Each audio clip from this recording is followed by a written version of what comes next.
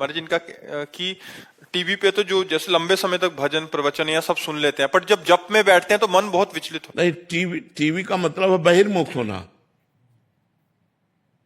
बस समझो, टीवी का मतलब बहिर्मुख होना, और रामायण का मतलब स्वाध्याय करने का मतलब अंतर्मुख होना। एक एक चौपाई हम पढ़ रहे हैं, हमारी श्रवणेंद्रिय अंतर से लगी हुई, उसमें मन नेत्रेंद्रिय पूरी चेष्टा लगी हुई। और टीवी में इतनी स्वतंत्रता है कि वो चल रहा है, सुन रहे हैं मौज से, लेकिन हम एकाग्र तन्मय जो रामचरितमानस का गान करने में वो नहीं होगी तन्मयता। तो हम इसीलिए कहा बाहरी यंत्र का जो साधन में हमारे सहयोग है वो प्रारंभिक है, ना कि आंतरिक है। जब हम गायन में लगेंगे सुनने के लिए तो हम वहां जाकर बैठते हैं, सुनाओ, अब हम सुनने आए हैं। और अब हम ध्यान में बैठे हैं तो हम सुनेंगे नहीं। अब हमारे कान में अंतर्मुखता आनी चाहिए, श्रवणेंद्रिय अंतर्मुख में सुने जो हम चिंतन कर रहे हैं, बाहरी कोई विक्षेप नहीं, माला भी नहीं, शांत एकदम, अंतर एकदम डूबना है। तो प्रारंभिक में तो, लेकिन कब तक हम प्रारंभिक बने रहेंगे? अभी आपको हम जो साधन बता रहे इस पे चलो, देखो मन खिन्न हो जाएगा।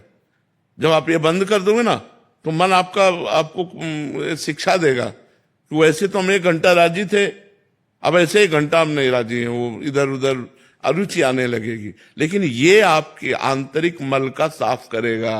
देखो, जैसे सांप बिल के अंदर बैठा है, ऊपर हम 100 लाठी मार दिए, क्या फर्क पड़ेगा उस पर?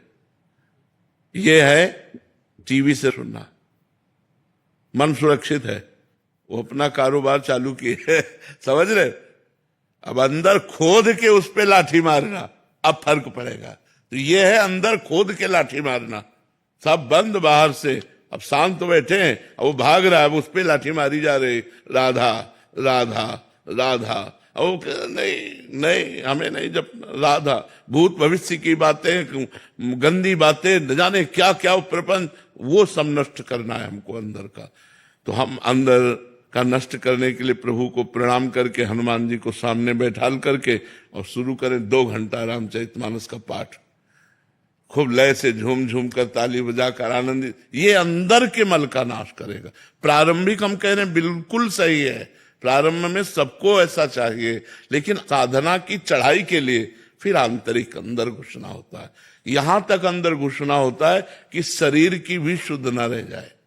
बाहर टीवी और ट्रांजिस्टर तो बात जाने दो, शरीर की भी शुद्ध न रह जाए कि मैं साधना कर रहा हूं, ये भी शुद्ध न रह जाए। इष्टाकार वृत्ति, केवल भगवान। तो वहां तक पहुंचने के लिए हमको, अगर हम प्रारंभिक हैं तो थोड़ा सहयोग लेते रहें, लेकिन थोड़ा समय हम एकांतिक भी दें, जिससे हमारी अंतर्मुखता बढ़नी चाहिए।